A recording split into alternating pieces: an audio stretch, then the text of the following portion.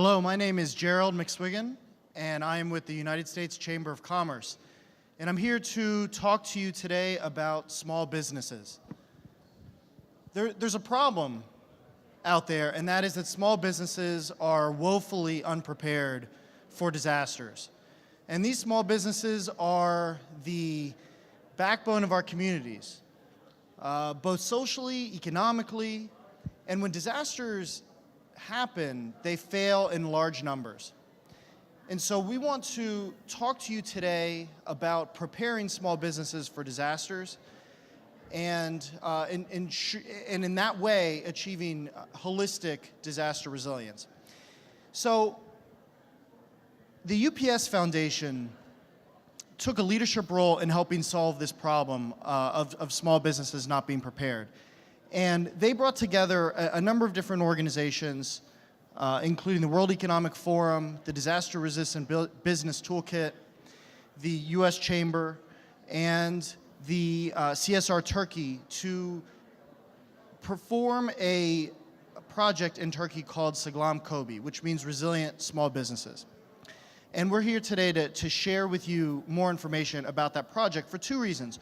One is that we're very proud of it, and we're proud of the success that we've had in that project. But then two, we want to also share with you so you can take some of the lessons that we've learned about how to prepare small businesses for disasters and do the same in your countries. So with that, I'm going to turn it over to Inez Pierce to share more information about the project. Thanks, Gerald. My name is Inez Pierce, and I'm the president of the Disaster Resistant Business, also short for DRB. And we're a US-based nonprofit that has developed a user-friendly, yet comprehensive and innovative tool to help businesses get better prepared. This DRB Toolkit is very robust and least costly as far as business continuity tools that are out there in the world to help small businesses and nonprofits get better prepared and more resilient. So today I'm going to talk a little bit more about the toolkit that's being used by Salam Kobi and other tools that have been developed and resources. But first, I want to say that we are very fortunate to be involved with such great partners, great minds, led by Ed Martinez from the UPS Foundation. And we have been amazed at the development that has occurred through this partnership. This group of people came together looking forward at what they could do to really create some solutions and figure out what they could do to develop a national program to help businesses throughout Turkey get better prepared. So I also want to thank Gerald McSwiggan, who called upon us to participate in this program, and we were very pleased to be a part of this and have been very happy with the partnership and what we've been able to develop to make a difference. So with that, I'm going to talk about Salam Kobi in more detail, and we'll take some questions at the end. So first off, we know, as Gerald mentioned, that businesses need to be better prepared. When businesses are not prepared, it actually has a direct impact on the communities. I've got a few statistics in here from the 2013 GAR report. So particularly, resilience is not keeping pace with growth. And one of the problems is that we're actually developing and building in areas that are making our communities more vulnerable. And particularly, businesses are being put into places where they shouldn't be located. When looking at the community, and particularly in the United States, after a disaster, we find that small businesses incur losses about $3,000 average per day. Now that may not sound like a lot of money, but when it comes to a small business, that adds up very quickly and can be very significant. With medium-sized businesses, that number jumps up to $23,000. Again, these can be very significant costs when put together. When we back out a little bit more and look at large businesses, on average, a large business per hour of downtime can cost on average about $84,000, a very significant cost. Now, I mention this particularly because small businesses are contracted and provide products and service to these large companies. So when large companies are hit, it creates this trickle-down problem that then impacts the smaller businesses. So these loss numbers, just to clarify, they don't include things such as the economic impacts in the community, they don't include the extended downtime that happens with recovery, and they do not include the diaspora, which is the location or relocation of potential customers as well as the workforce population. Now, also from the GAR is less than 1 in 6 businesses actually have a business continuity plan. In actuality, it's probably even lower than that, because when you think about comprehensive planning, my first question is, okay, if you have a plan, when was it last updated? Have you trained your employees? And have you exercised the plan to make sure that works? And a lot of times the answers to those questions are no. We haven't done any of those things. We have a plan though, but we're not prepared. And lastly, backing out a little bit further, looking at the 21st century and the impacts of disasters, they're now estimating the cost of these disasters to go up by 50%. Unfortunately, what that means is that we're going the wrong direction.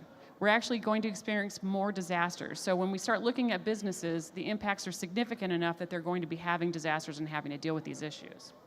So we know that disasters happen. We've been hearing about that for the last couple of days. The problem with small businesses is that they don't think it's going to happen to them. It's going to happen to somebody else.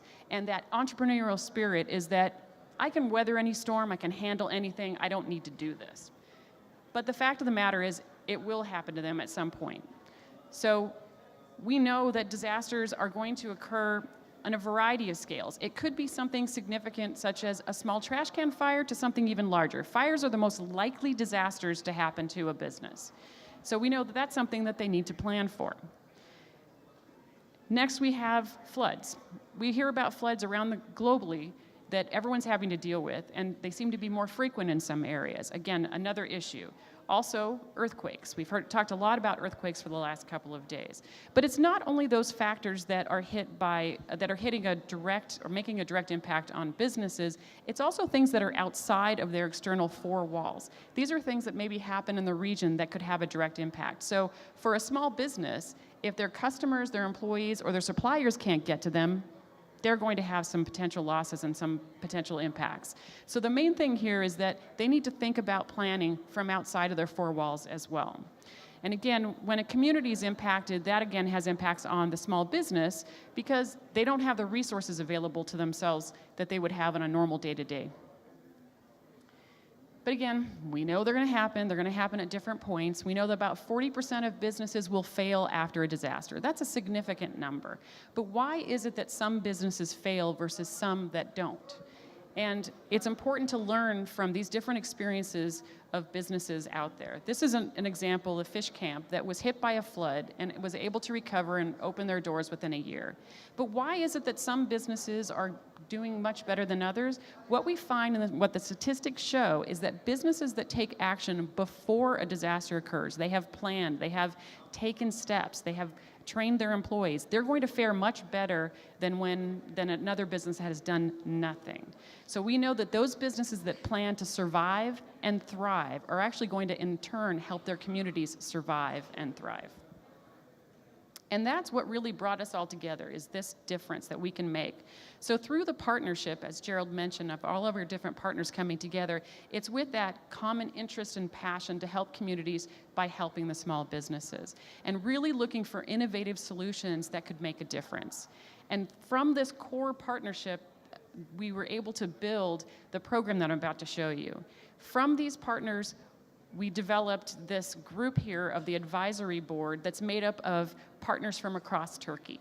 And the main thing here is the inclusion and involvement of these partners to have a say, to have their input, and to really be involved in what's developed. So it's something that'll be around for the long term, because these are solutions that have to be institutionalized and made available for businesses for a long period of time.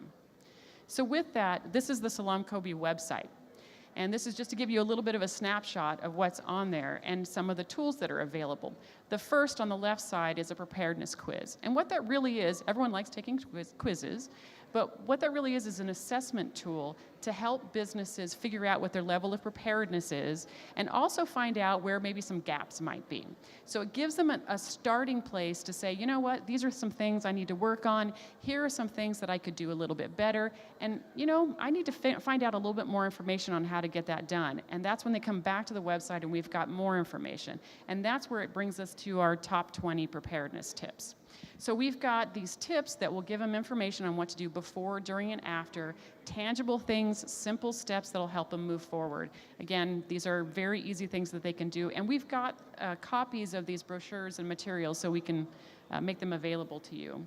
And both of these things lead up to our next tool, which is the DRB Toolkit. And the idea here is this is a step-by-step guided tool to make it very simple for businesses. They don't have to have any planning experience whatsoever, and it makes it simple for them to do these different steps. In the process, they will be identifying what's a priority for them, what they need in their operations, so they can better make decisions, which is really important. Most of the time in disasters, they don't know how to make good decisions, but it's also going to help them identify training, look at different solutions, where they might need to mitigate, and of course, we don't talk about it in the terms I'm saying here, but we make it very simple so they understand here's how they can become better prepared to handle anything that may stop their business. We have this tool, and it was developed to be completely and 100% customizable. The idea behind it is that it can be used by a business and become their own, and so it really works for them.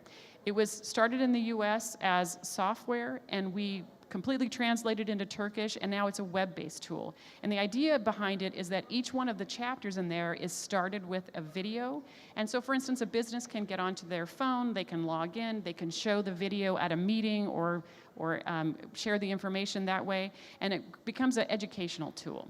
This tool and the other tools that you see here have been used as a basis for training and presentations with chambers and business meetings, working directly with businesses, with the idea of starting with some base foundation to get businesses to better understand their risk and be able to see that there's materials and tools to help them to get better prepared. We've had over 7,000 businesses in Turkey participate and use the materials and tools, so we're making progress as we go.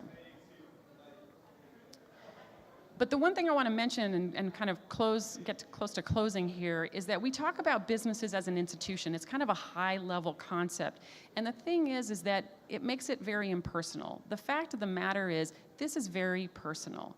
Businesses are made up of the people who own the business, work in the business, and are the staff of these businesses. It's very important to take it down to the personal level. When a disaster happens, it affects their livelihood, it impacts their business, their families, and it impacts the future. And when these businesses are impacted, it also has a direct impact on the community. So it's very important that we find ways and solutions to help them get better prepared. Because when it comes down to it, we've got to make sure that they can bounce back a little bit faster when they are impacted, or better yet, help them to not even have an impact from a disaster to begin with. And that's what has driven all of us as partners to really move forward. So how do you get this going in your business? First, identify a key partner at the local level. Could be a chamber, could be a business organization, could be a business. That's going to be your champion. Second, look at engaging stakeholders. These could be existing people you work with or brand new. Open the doors, invite everyone to the table. You'd be amazed at the innovation that comes out of that. 3, look at the program and what you need to develop material-wise specific to your local needs. Not what anyone else needs, what you need. That'll make a difference. And 4, get a commitment for the long term. These are not going to be solutions that are necessarily going to happen overnight because you're affecting behavioral change. Businesses are not doing this today. These small businesses are not doing it. So it's going to take some time to change their behavior. So it's about a longer process. Some communities, they can get it done a lot faster. Others, it'll take a little bit longer. Just make the investment for the long term. And finally, make sure that you can contact us. You're not alone in this. You can ask, get your questions answered, ask for any information. We're here to help you. This is not something to be done alone. We're all a larger global community trying to work on the same things. So you can contact us by the info@salamkobi.com. The information at the top is the website, which is in Turkish, but you can still look at it and get some good ideas. And from that, I just want to thank you all for your time and paying attention. I want to also just take another opportunity to thank the partners who have been great to work with, done a phenomenal job to make businesses better prepared. So if you have a question maybe, or we're almost at no questions? Okay. Thank you. And if you have any, we've got the materials over here, and if you have any questions, we'll be here. So thank you very much.